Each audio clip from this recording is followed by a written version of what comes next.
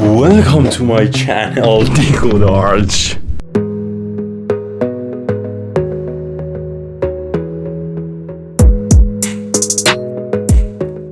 Hello guys, welcome to my channel, Decode. In this part, we want to talking about the process design. Process design is my favorite part of this every designing, because in this part you need to start a project with a specific point, a beginning and ending. Without any waste time, move forward to this video and I will show you that and how do you create a drawing and process design paper, because you want to presentation yourself front of, for example, builder, everything.